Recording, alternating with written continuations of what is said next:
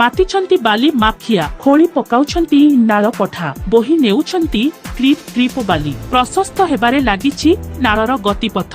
ନାଳର ମୁହଁରେ ନିଜ ଅସ୍ତିତ୍ୱ ହରାଇବାକୁ ବସିଛି ଦୁଇ ଖଣ୍ଡ ଗାଁ। ଏଭଳି ସ୍ଥିତି ଦେଖିବାକୁ ମିଳିଛି ଦେବଗଡ଼ ସହର ନିକଟସ୍ଥ କଲଣ୍ଡା ପଞ୍ଚାୟତର ବାଳିଆପିଟା ନାଳରେ।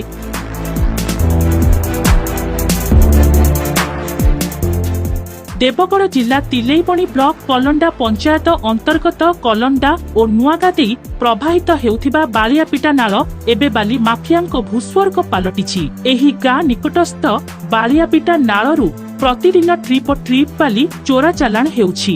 ସହରର କେତେକ ବାଲି ମାଫିଆ ଏହି ନାଳକୁ ଖୋଳି ଟ୍ରାକ୍ଟର ସାହାଯ୍ୟରେ ବୋହି ନେଉଛନ୍ତି ଟ୍ରିପ୍ ବାଲି। ଫଳରେ ନାଳ ଗତିପଥ ଚଉଡ଼ା ହେବା ସହିତ ପାଖରେ ଥିବା ନୂଆଗାଁ ଓ କଲଣ୍ଡା ଗାଁ ଦୁଇଟି ନାଳ ଗର୍ଭରେ ମିଶିଯିବାକୁ ବସିଛି।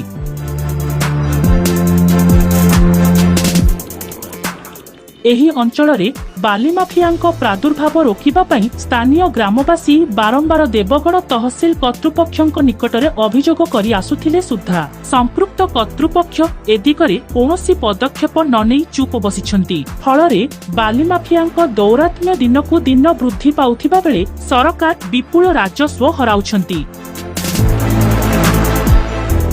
ସ୍ଥାନୀୟ ଗ୍ରାମବାସୀ ବିଭାଗୀୟ କର୍ତ୍ତୃପକ୍ଷଙ୍କ ନିକଟରୁ ନିରାଶ ହେବା ପରେ ବାଲି ମାଫିଆଙ୍କ ଯାତାୟାତ ରାସ୍ତା ଅବରୋଧ କରି ଯେତେ ଉଦ୍ୟମ କରି ଆସୁଥିଲେ ସୁଦ୍ଧା ମାଫିଆ ମାନେ ନୂଆ ରାସ୍ତାରେ ନିଜ ଚୋରା ଚାଲାଣ ଜାରି ରଖିଛନ୍ତି।